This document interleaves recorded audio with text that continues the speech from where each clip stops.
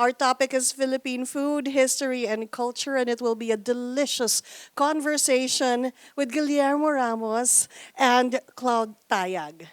Before I start with introducing Sir Ige, we'll start with the abstract for this panel. Food is culture. Food has history, and our foodways are as richly diverse as we are as a people spread over 7,600 islands. With Doreen Fernandez's seminal characterization of basic Filipino cuisine, Ramos and Tayag show the many wonderful variations of their own specific locales. And we'll have a robust conversation after their presentations. So it will be Sir Ige Ramos, who will start first. He is a book designer, food writer, visual artist, cultural worker, and food scholar, and the managing director of the Ugnayan Center for Filipino Gastronomy, which he describes as a laboratory for the accumulation of practical knowledge. There, he publishes and conducts independent research and holds workshops on heirloom cuisine, edible design, food studies, and comparative gastronomy. His book, Dila at Bandila, Ang Paghahanap sa Pambansang Panlasa ng Pilipinas, which won the 39th National Book Award for Best Book, investigates how geography, technology, ingredients, and demographic shifts influence the taste and flavor of Philippine cuisine. You have the floor. Enjoy your presentation. Hello. Can you hear me? Yeah, hello, good morning. Can we just go straight to the first slide? I only have 2 slides. So, hello, good morning. My name is Ige Ramos, and I'm food scholar from the Philippines.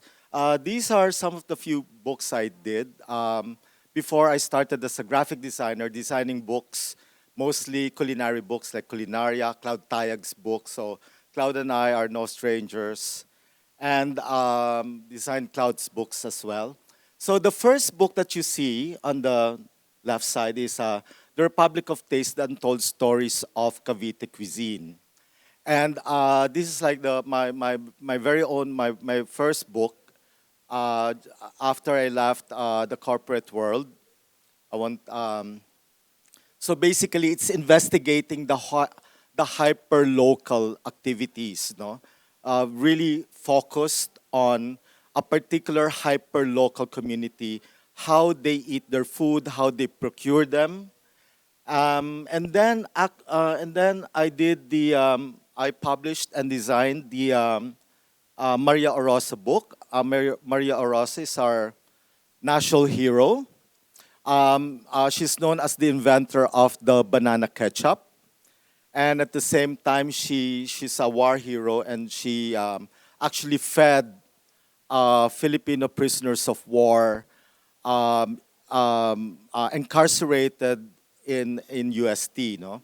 So she would smuggle food inside bamboo nodes, and she would bring it inside, and she actually discovered rice bran as a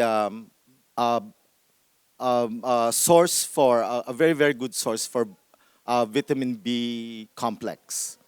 And then Iloilo cookbook. It's not Iloilo is a city in central Philippines. They were declared as the UNESCO Creative City for Gastronomy, and in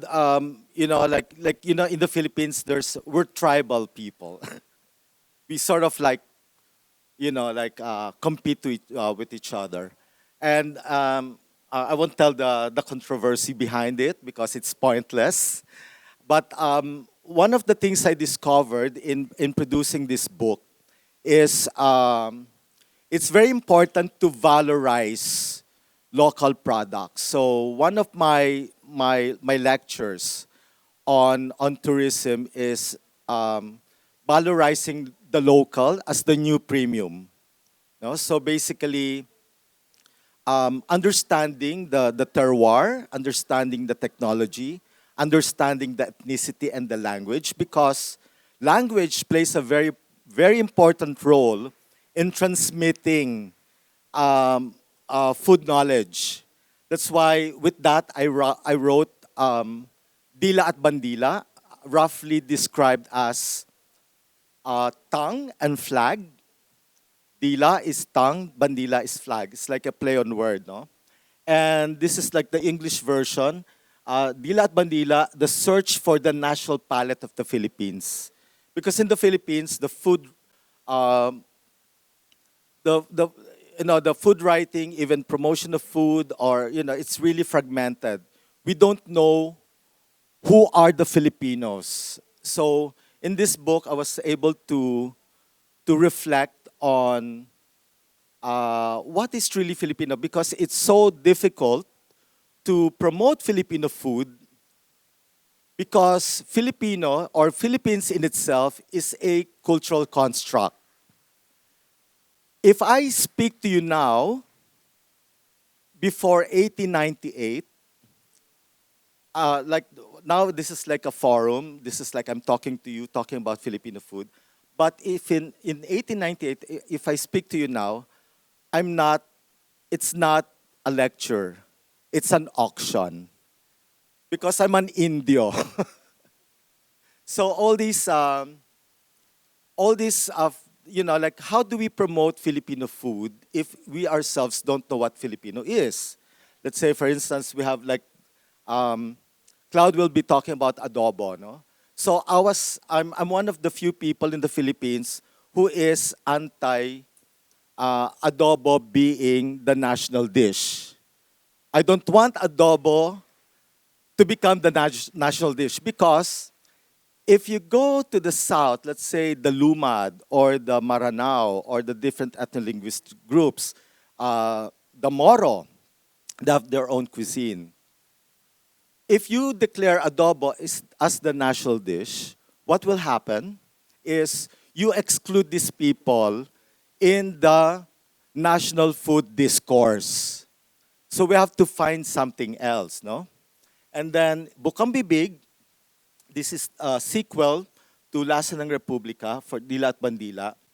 Um, this is basically another reflective essays about different topics, like from cacao to Christmas to what do you call this? Our different foodways. Like I even wrote about Moro food, interviews about dirty kitchen, etc. No?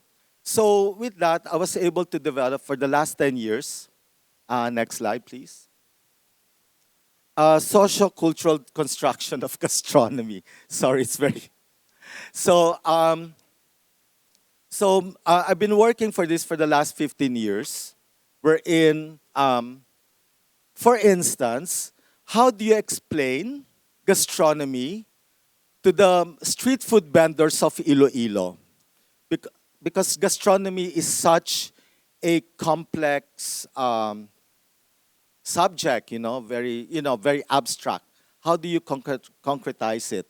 So I have like four elements, no? Geography, ingredients, technology, and ethnicity.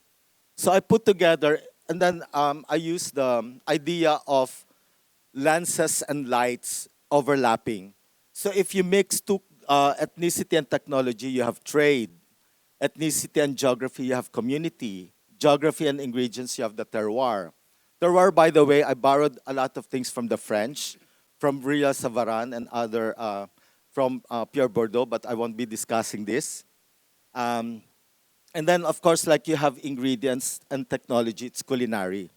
The problem sometimes with us, like informing policies in promoting Filipino food, like the Department of Agriculture, Department of Tourism, Department or even NCCA. Sometimes when we think of Filipino Food Festival, we exclude the farmers, the carinderia cooks. It's always it's always chefs. It's always culinary. We always confuse culinary with gastronomy. Whereas gastronomy is the all-encompassing idea what food should be, and this is like a very very good guide for us to cross that deep sea and obstacles to be able to communicate, no? So what is Filipino food? We cannot just like rely on adobo, pancit, and lumpia. even our favorite lumpiang sariwa, it's not, I mean, lumpiang Shanghai, we have to put a modifier Shanghai to make it sound imported. But if you go to Shanghai, there's no such thing as lumpiang Shanghai. They'll just like look at you, you know. And so is, you know, other things like pancit canton, no?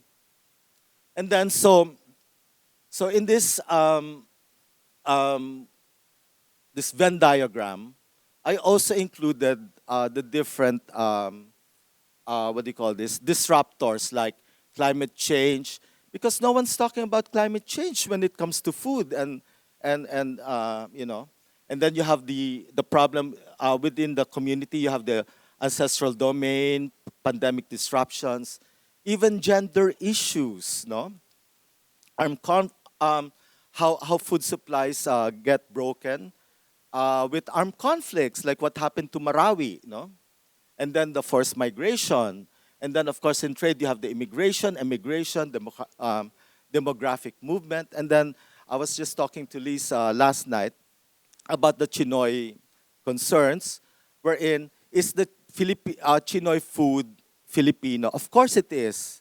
So we have like a very very popular um, Mami Siopaw place in the Philippines, and Mami Siopaw is no longer Chinese. It's Filipino. Kasi sabi nga, like Doreen Fernandez said, you know, you don't ask the question, what is Filipino food anymore? But you have to reframe that question. You have to tell them, like, how food becomes Filipino. So that's the way to do it, no? To you know, and then to explain gastronomy to the locals, let's say the fishbowl vendor, the street food vendors, you really have to activate the gastronomic spaces. And we have all these gastronomic spaces all over the country. So you can actually start with the farm, which is the most important, or the places where food grows. So you have like, um, what do you call this? You have like spaces in the Philippines, like food that you forage. A lot of food are still being foraged in the forest, like in Palawan, in Mindanao, in Negros. Like Batuan, for instance, it's normally wild crafted. You don't, and Paco, no? You don't cultivate those things. It's wild crafted. So if there's climate change, these things will be, or massive logging, you know, our people won't be able to eat because this is part of their diet, no? So that's farm, no? And then the second one is the market of food, where a space where food is weighed, displayed, and exchanged and sold as a commodity. So we have different kinds of market, and of course, like living in the urban center, it's just like supermarket, like a lot of urban poor. When I do my field work in informal settlers in the areas where the informal settlers live, they only know like pocket the noodles, you know, and then you know, spam, like uh, canned food, you know. So children now, the Department of Health, um, rather than well, parang they have this like stopgap measure in addressing the nutritional problem by chemically fortifying milk, um, noodles, bread with vitamin A and vitamin C. And we can actually get the vitamin C from malunggay, from all these like endemic vegetables that we have, no? And then, of course, like another gastronomic space is the space where food is cogitated, codified, created, and consumed. And these are like restaurants. So I'm talking about from rural carinderias to haute cuisine, no? So you have so many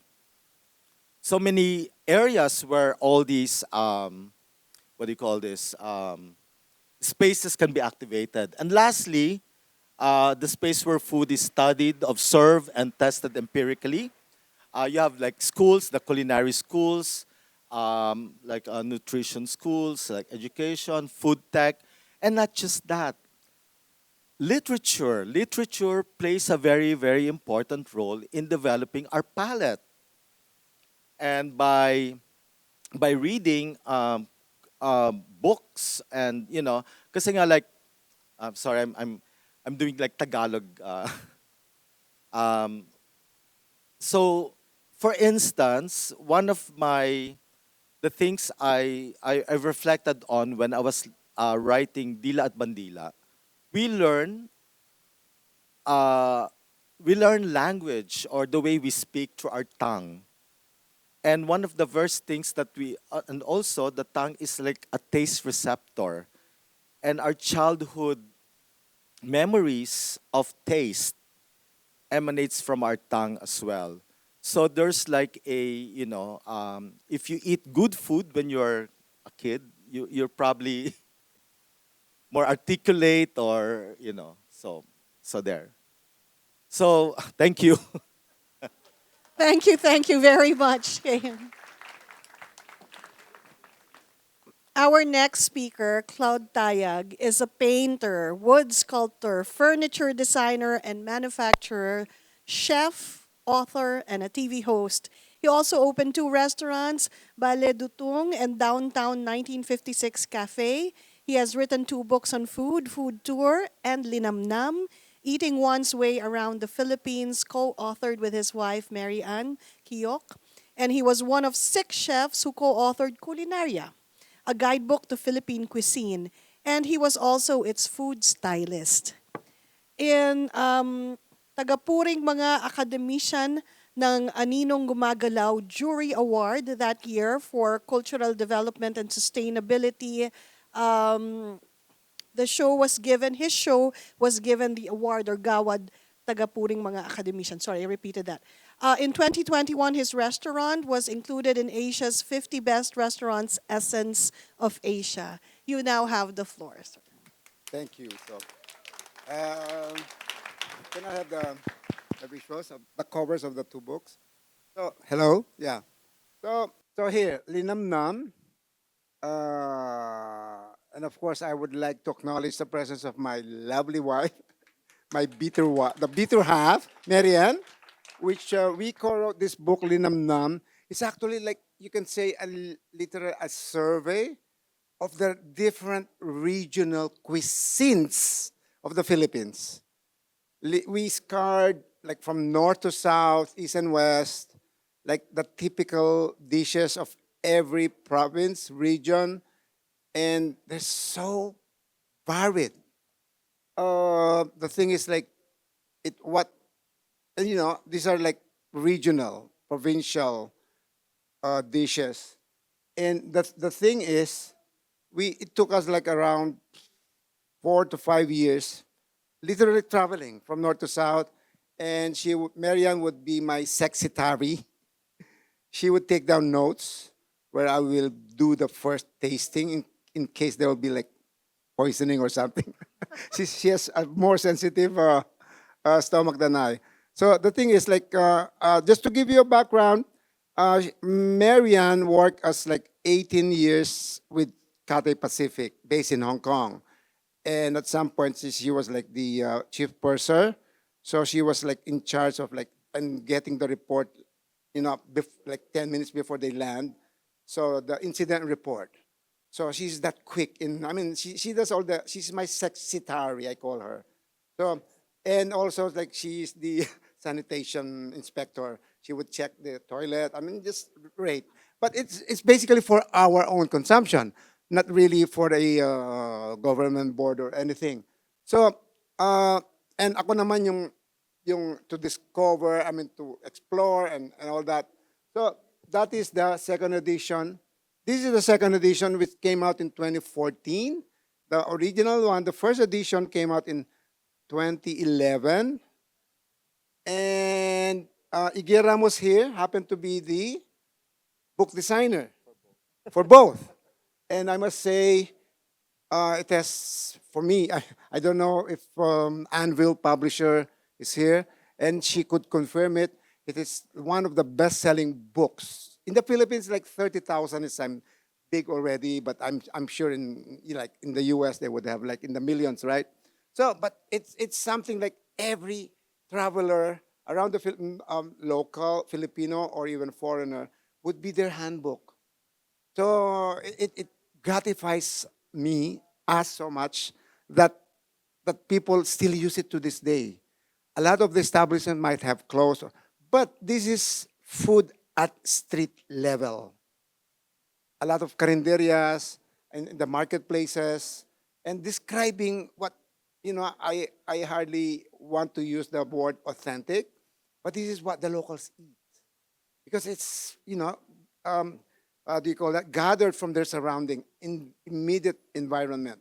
So whether it's a coastal town or a mountain province, so that is what Linamnam is all about. And I guess, um, and this gave me the foundation for everything I know about the Philippines. So in talking about what Philippine cuisine is, it should be the cuisines of the Philippines because it's so varied, so diverse. And for me, it is this diversity actually that defines our cuisine.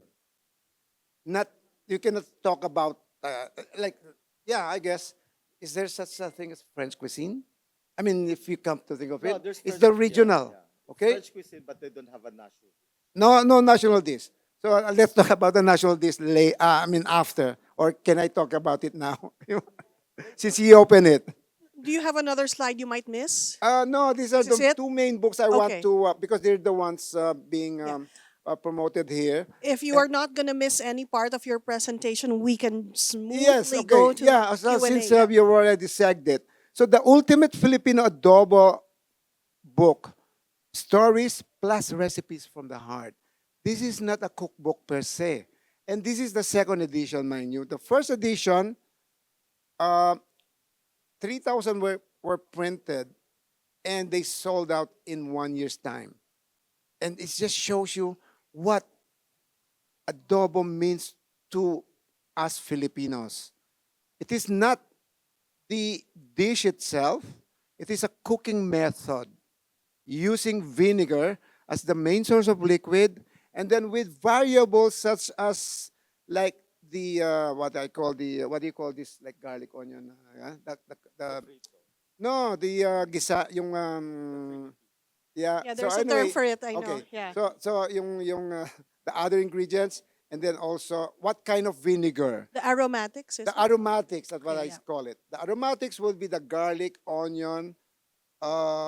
It could be also shallots, and then laurel, bay leaf, black peppercorn, um, and then in some regions they use turmeric, and then coconut milk. Yeah. So it varies, but then the vinegar is always there. And the vinegar could come from any source in the local environment, meaning from coconut, that's the ano So yung you just coconut? mentioned the base The base, that could yes. make any adobo. Is there really no way to include the maranao, tausug in that kind of base? Okay, No, yeah. so the thing is like in the Maranao cooking, I mean in the what we call the Moro cuisine, they don't use vinegar.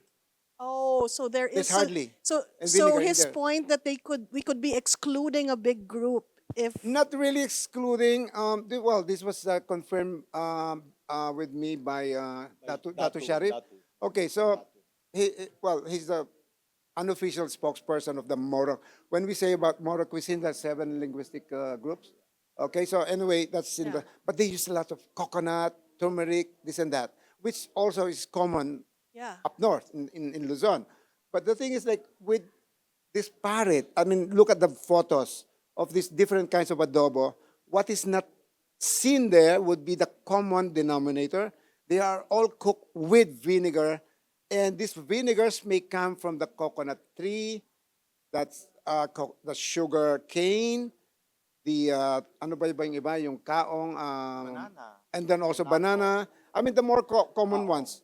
So, and then also, yung pang-alat, Yeah. the flavoring, So it's the the salty and the sour salty and sour. Yeah, but coming then the together. saltiness would come from like the original flavoring ingredient the first Spaniards, probably at contact with the Spaniards would be in 1521 with Magellan. So they were like the early natives were using salt as the flavoring agent. And then of course when the Chinese came, they introduced soy sauce. And then also like in Malabon and in Bulacan, many parts of Bulacan, they use fish sauce, patis. So again, the flavoring will depend on the personal. Okay. So here, But would it be fair to say that the combination of very sharp, contrasting flavors is shared by all this? Sharp, sour, and sharp, yes, salty. in a way, it will be the balancing act, Balancing rather the than balancing contrast. rather Yeah. than the contrast. In Cavite, where I come from, Cavite City, it's a province in the southern Tagalog region, which is around 30 kilometers south of Manila. Manila. So I kept telling them like, without Cavite, there's no republic. So so parang, and we have a tradition in Cavite in which we eat terno terno tono tono, meaning food that matches. So we eat adobo with kare-kare and kilawin, no? So and then at the same time you have like when we eat adobo, like their practice the practice in Pampanga, we also do that because sometimes the vinegar is too sharp, so you have to cook the vinegar thoroughly. And then we don't use toyo, we use patis. Patis is like a fish sauce. And then we eat it with bananas because it's sweet, So Fresh banana. fresh banana with rice, and then you have like, it's a matter of like really curating. Yeah. Turno tono tono is a concept of curating your food, Oh, and then it became a tradition. yeah. Like on Sundays we would have sinampalukang manok, which is like a form of sinigang, wherein you With use tamarind. with tamarind as a souring agent, and then you match it with okoy or lumpiang prito or fresh fried spring rolls, because you really need to have that balance, I see it like in the concept of the Japanese washoku, in which you have a tray of different textures, Yeah. different form. Like there's soup, it's wet. There's dry. There's crunchy. There's soft. It's a matter of really of like combining things. However, um, you cannot do that anymore in the urban centers because everybody's busy, and the death of the nuclear family actually is the death of these traditional food ways. But I can still see it when I visit the province, where life is slower, where life is more gentle, not harsh, compared to Metro Manila.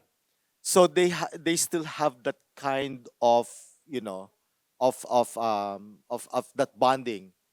So now the best selling places in Makati to eat, because it's so expensive to eat in Makati, right? So you have the Jolly Jeeps. These are like food trucks wherein they make lutong bahay.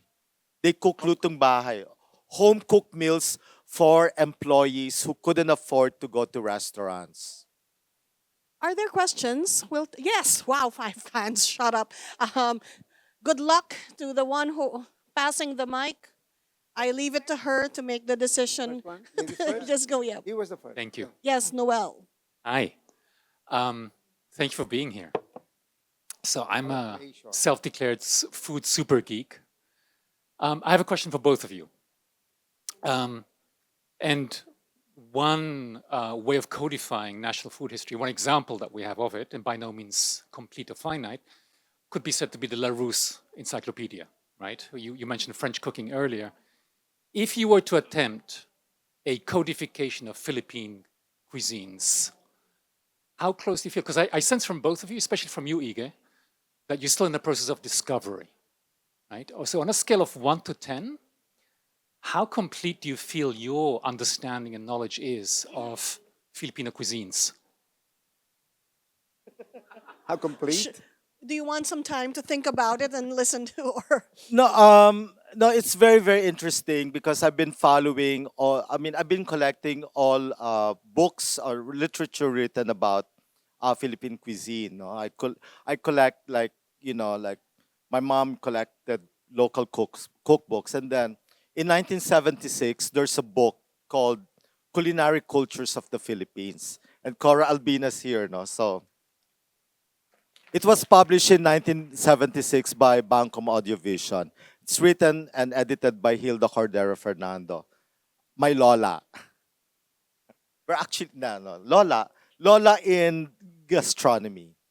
So, and I was a high school student. Then when I saw the book, I was so impressed because it's the very first colored book on Filipino food. And I got so excited. And then there's like iklog na pula, and there's achara, there's things, no? So to go back to your question, to this day, it's really hard to codify Filipino food because there's so much disruption. So I was like tracing even like from the development of Filipino food by using the theory of Siu Salazar, like the migration theories and stuff. Because migration, they bring food, right? And then at the same time, all the disruptions from, well, we've been disrupted since 1521, right? And then of course like the food developed, and then of course like another disruption. So I look at the disruptions as part of the turning point, the pivot where Filipino food evolves. So you cannot erase those disruption. Now 21st century, we have more disruptions like natural climate events, um, political upheavals, food policies. In fact, it's very, very important to talk about food policies in food because no one really talks about food policies. And food laws like the salt law, the asin law, this was in 1995 during the presidency of Ferdinand Ramos. And the salt law actually destroyed the local salt production because you have to iodize the salt. And I've been following that discourse for the or this that discussion for the last 20 years because salt, we're surrounded by water. And now 90% of our salt is imported. And it's a sad thing. So at the same time, Nick Pichay here from the Senate Attorney Nick Pichay is from the Senate Legislation Research and Library, and I work with him. We've been collecting all these laws about food policy, and then I keep telling Nick, if there's a law about food, there should be an environmental and cultural impact study before they legislate the law. So there's so many things surrounding us that it's like we don't feel it, but we feel the impact later. So now we are talking food in a more ang daming meta, no? There's this meta. But it's not just like there na food shouldn't just be Instagrammable. Food just shouldn't be well, first of all, food should be delicious and good, right? So to answer your question, no, no, but diba, that's ano you cannot really put it's so hard. I mean, like the Filipinos, we're still evolving to become. I mean, we're only 100 years old or 124 years old, so therefore, um, we haven't reached uh, Homogeneous? homogeneity like what happened to Thailand Japan. or Japan, but I don't want us to be No, homogeneous. cannot. Cannot. So, If I may interrupt, I'd like to respond to Ige about the laws. Nick, there are laws actually. I just finished a book on food actually. No, just didn't make it here, and I wrote the chapter on fish. You'd be surprised how much legislation there is. I talked to the Department of Agriculture, and the most important thing I think that I got from that is how many people are dependent on the business of fishing, informal and formal. And so they say how many the grounds that you can fish at. So that should sort of open up our research, not only, as you said, in books or whatever, but the laws. If Nick can help us writers, okay, thank you.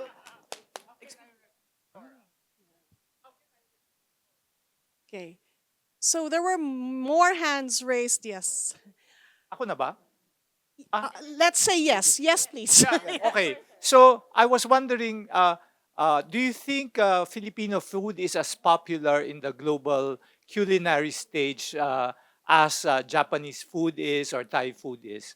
Whatever is the answer. If the answer is yes, why? If the answer is no, why? Not.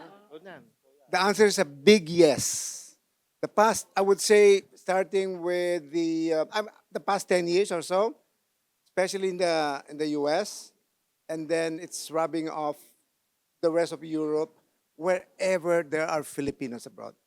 So like with the diaspora of the Filipinos, and the thing that I mean, for me, the most or the beauty and the advantage of what Philippine cuisine is or what it could be.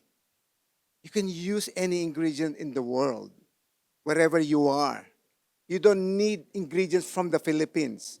It is the panlasa, the taste buds. I can make sinigang out of rhubarb or anything. I can make sinigang out of salmon. I can make sinigang. I mean, this is just one dish. But then it is the cooking method more than anything that defines our cooking. So in this case, the adobo is cooking with vinegar as the primary source of liquid. But if you don't cook that vinegar, you just apply it to the seafood, then it's kinilaw. Okay? So, I mean, it's that kind of definition. So, we're talking of like cooking terms, the preparations. So, in my case, I mean, as far as I know, uh, uh, going back to the first question, what was it? Like, How far are we if we are yeah, codifying? codifying. Yeah. No, that's the thing. It's like it keeps Filipino cooking cuisine keeps on evolving. Like until now, it's a cooking, it's a food in process. With the diaspora of the Filipinos all over the world, with the introduction of new ingredients into our cooking in the Philippines, there are okay. So Yeah. But maybe that kind of question involves a logic of measurement that the Filipino mind will never succumb to because this the is measurement, yeah, yeah, exact we can never measurement. say we're 50% there because Measurement and time. yeah, that's not how we ask how far is he? A little bit in malapit-lapit na. Somewhat near, somewhat far. So yeah. Yeah, I don't Yeah. know if it could be answered. Yeah, Yeah. you mean the standards? No. It's just, sorry, just to be clear, my question was more referring to a reference, A Yeah. reference? right? So for That's all. yeah, for example, online there's a localpedia Yeah. that is a biodiversity, not online because the website hasn't been out yet, but the Facebook scrolling, and you scroll and scroll and scroll for a long time, although it's going to be probably categorized at some point. Just every time there's travel, the biodiversity inventory just keeps adding and adding and Yes. adding, and it doesn't seem that it will end. It's And endless. that's the I excitement, don't- the yeah. thrill of it. Yeah. Yeah. Sorry, wasn't the Culinaria Cookbook a way of codifying Philippine cuisine? I didn't want to go to I'll the answer that. full issue, but I'll it was- answer that. The Culinaria Cookbook is basically a guidebook. A guidebook. Yes, a guidebook on what is generally accepted, but it's always written. It's written in the whole cookbook, like there are variations, and you adapt accordingly. Adjust the measurements. If you want it more sour, do so. But these are the basic ones. So it's the cooking method that we are referring to there.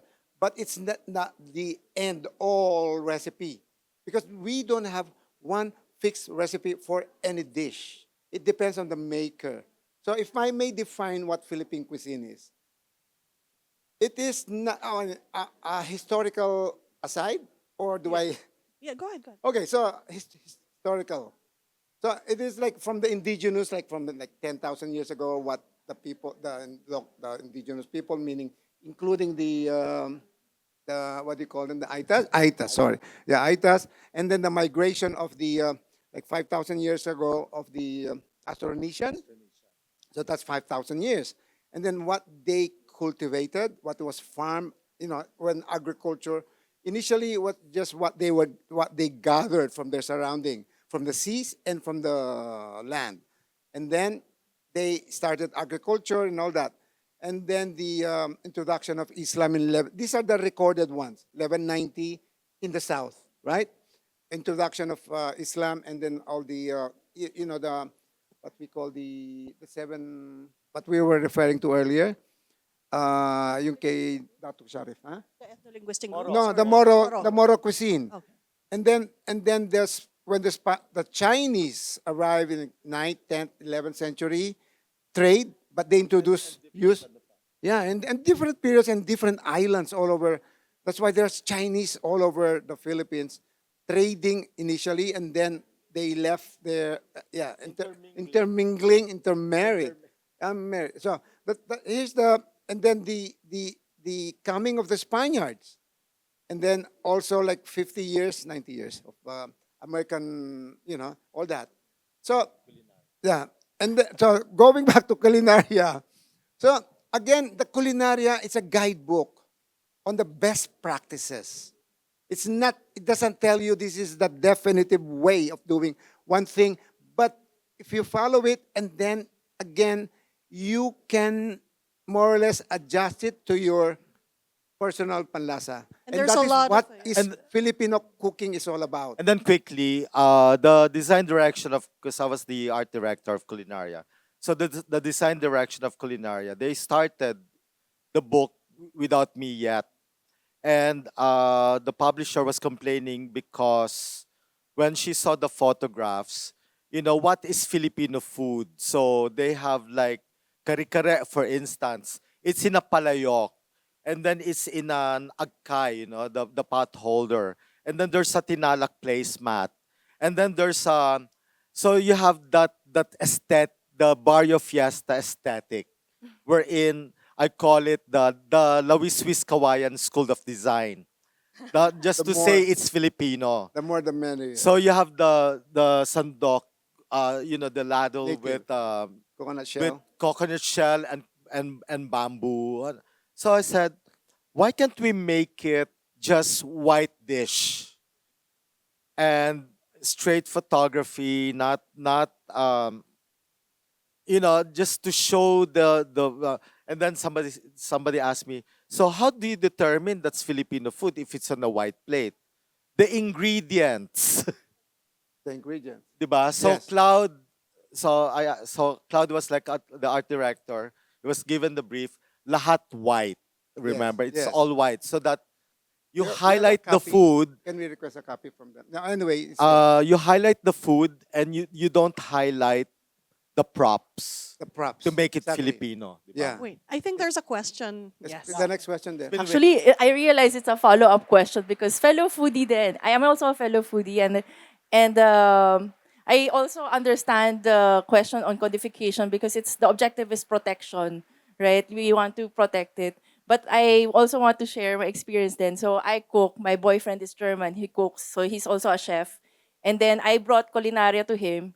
He suffered because I mean because he would make it and then I would taste it and I needed to correct it because it's always about Adjustment. tasting, adjustment. Ingredients are always changing, so it's a different style and approach to the food to the food.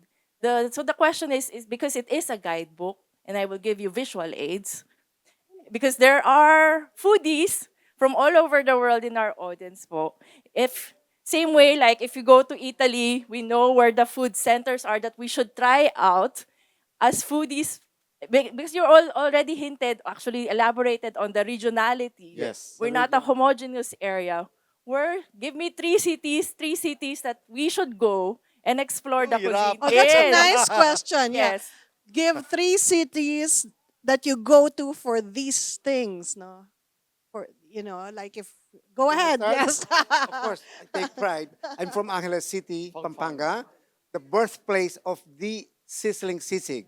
So, if that alone, but then I guess it's the openness of the Kapampangan people. I mean, we can talk about people, meaning regional. There's the Visayan, I mean, even in Visaya, Eastern, Western, Mid, Central. And then, of course, so Pampanga would be a starting, a good starting point, especially from Frankfurt. You can fly to Clark. Oh. I mean, Clark would be like the the gateway to Central Luzon, North and Central Luzon, and it's the hometown of Angeles City. Clark is like I live in a house like only 30 minutes away from Clark Air Base. So the thing is like Emirates, Qatar, and all these international airlines fly from Clark. So again, it has become the gateway to the north. So if you want Ilocano food, on the other hand, you just like, but all these regional dish cuisines are represented in Pampanga. So we're very open to other, people's. We know it's okay. So when we ask, so and then also international cuisines as well. There are about like 5,000 veterans of foreign wars. They call themselves. So it's very international in setup. That's Pampanga. That's only Pampanga, Angeles City alone. The best Korean food is in Pampanga. See, that's Second, city. second. In the south, I would say Iloilo, Iloilo, Yeah? yes. and then Longgo, gali. yeah, and then maybe Davao, because Davao. we've in Mindanao. Point it in the Huh? map so people know where it is. Huh? So point it in the map I gave you. Oh yeah. Okay. So So nandun? here, there's Ah. Clark, one here. And then there's Iloilo in the island of Panay in western Visayas, and Davao in the in southern Mindanao. Ige, do you have a different list? Yeah, I have a different list. Let's hear I it. shouldn't agree. So, We're here to disagree. Pampanga may be the culinary capital of the Philippines. No, it's not. Iloilo is. Or, uh, well, Pampanga is a self-appointed culinary Self? capital of. Excuse me. It was written about by non-Kapampangan writers. Ayan, di ba? I mean, there were, by acclamation. By acclamation, you can say Oo. that. Not So, And Cavite only came like 20 years later. oh. Because of you. Oh. Only because of you. wait, order in the house. Hey, you had I your want to make turn. it lively. So, I think the Kampampangans are better entrepreneurs than Tagalogs. The Tagalogs are like, okay, we're empleado, we're technocrats, we're like employees, like we're like they work in ano. So in Cavite, when we have our fiesta, to make yabang to our other guests, we don't serve Cavite food in our fiesta. The We- everyday. but everyday Cavite food. But we get Kapampangan cooks or Ilonggo cooks. See? The Oh, Hermano Mayor. coming you from know, him. They would get those cooked. However, so you may be the culinary capital of the Philippines, but if there's no Cavite, there's no republic. No, but my three cities, okay. Um, undiscovered, I always go to the undiscovered places. Cordillera, they have a very, very strong tradition of food. Food here is, they have cultural and social function. I always look for the cultural and social function of food. And Cordillera is always like that, no? So they have like, even before the French or the Italians developed the nose to tail eating, the Ibaloys, when they do their kanyao, the Igorots, I attended several kanyaos in the north, in Baguio, and where they kill two pigs. So there's the Mumbaki. This is like the high priest who would like kill the pig with a bamboo stake on the neck, on the carotid vein, and then they slice the pig, take out the innards, and then they would like distribute the meat to the community. So it's about community involvement. So they cook the, like they have dishes like I cannot like recall, no, because I'm so many information overload. So it's a very very interesting because nose to tail cooking. They even use the intestines as sausage, like a German sausage, no. And then you have all these like the different food that you eat, and it's shared by in the community. No, but what's the preparation method and the taste? Iba-iba eh, iba-iba. It's right. It's like it's a whole day of Alright. celebration, Okay. and then they bring home the what. No, they have the what, Kabaon. pabaon. And then of course, like syempre Pampangas mentioned already. I like the food of the Panay Bukidnon in Iloilo. I discovered them. Very very interesting because they use everything's forage, and I believe in that kind of preservation.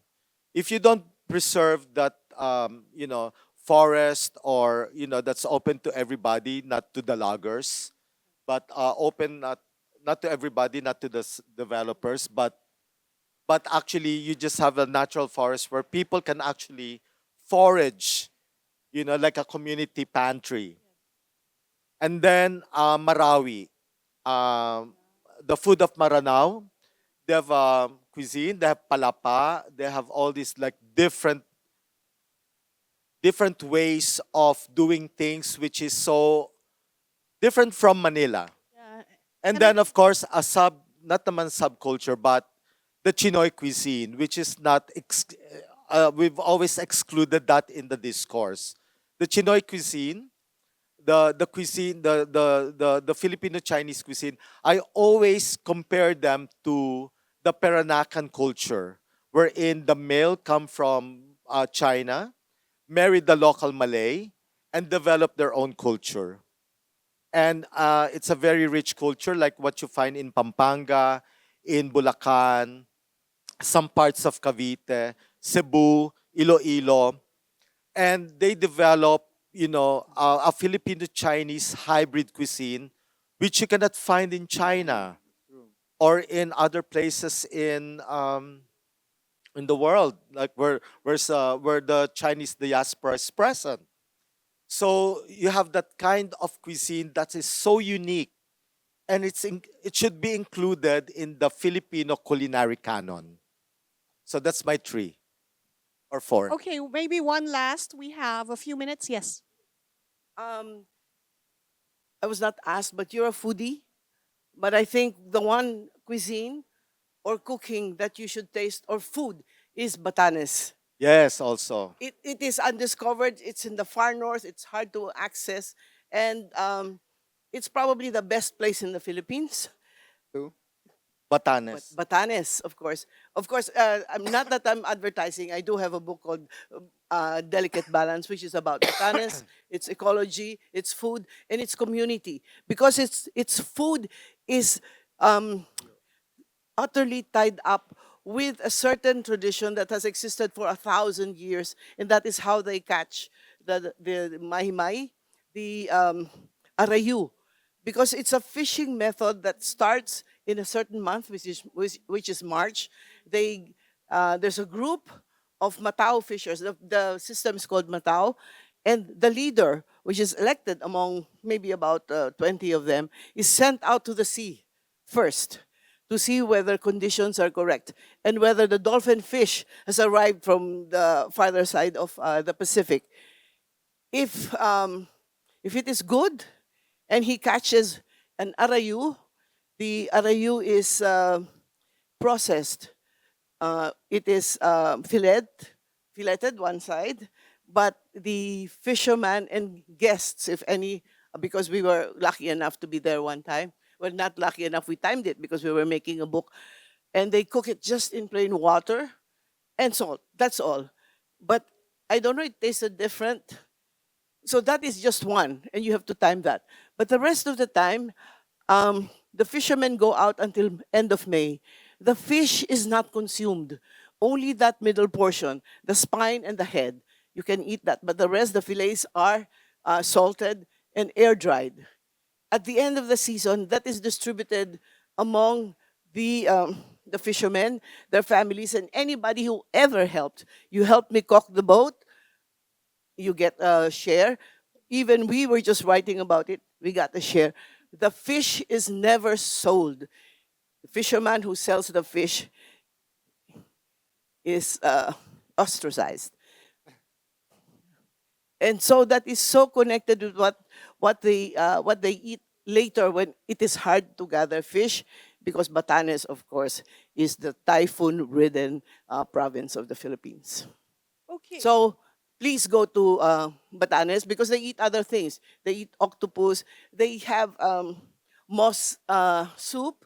They gather a kind of shell when the tide is low, and this is they didn't have rice until 1979, and to this day they blame the national, what's NFA, national, National Food Authority. huh? Okay, because they had no rice. They could not grow rice. And so the NFA said, oh, let's bring rice to that far, far away island. But the rice they brought had rats. So Batanes never had rats until that time. Anyway, they've taken to eating rice, but their staple is Dioscora, which is a type of ube, but it is not purple, it is white. And it tastes very delicate. For them, the purple ube is to feed the pigs. And the pigs are not eaten willy-nilly, very rarely, because the pigs are fed this kind of fodder, peelings from the camote. The oil is not unctuous. During the Spanish times, the oil was exchanged with Ilocos for gold. That's how important it was to them. Anyway, so they eat camote, which is sweet potato, pomoya batata. I asked them, what do you eat it with? Because it's just boiled. And they laughed. And they said, we eat it with sweet potato leaves, talbos ng kamote. So I said, isn't that a bit incestuous? Anyway, Okay. So but that is the way they eat. thank you very much. Now, it's my time to wrap up. Our speakers today showed us a framework that is very holistic, that looks at the interconnections of technology, geography, ethnicity. This was the framework earlier shown to us, but also books that attempt to find a unifying or underlying logic that can bind a country with so many different islands and expressions. The goal is not to come up with a definitive list because there's many substitutions, many adjustments. There's a lot of flexibility that just comes with being in an archipelago. But it is the role of the food writer, the food researcher, the food scholar, the food chronicler, or whatever else you could call these people who devote their lives passionately to trying to capture the underlying thread, that unifying link, because there is a desire to say there is Filipino cuisine. Whether it's the cookery method, the ingredients, the ways or principles of combining them, whether the goal is balance, maybe the goal is sharp flavors as opposed to subtlety if it was the French. Maybe it's the ability to forage and use what's there in the environment. The thing is, there is something. We're always still looking for that something that unifies the 7,000 islands. The search will continue, and it's a delicious search. And so it's an invitation to everyone among us to start enjoying the local, but always keeping alert to what it is about the local that connects it to the whole. Thank you very much Very for well joining said. this panel. Thank you. Last words? Last words? Ikaw na lang, ikaw na lang. Huh? Ikaw na lang. Okay, last words. Eat Filipino food, not for the history, because we don't know what's authentic. Eat Filipino food, not for the culture, because we're not exotic enough. And eat Filipino food because what you know about Filipino food is wrong. So, I'm not buying beer. So eat local, because eating local is a political act. Thank you so much. No, it's okay. You said it very well. Thank you very much.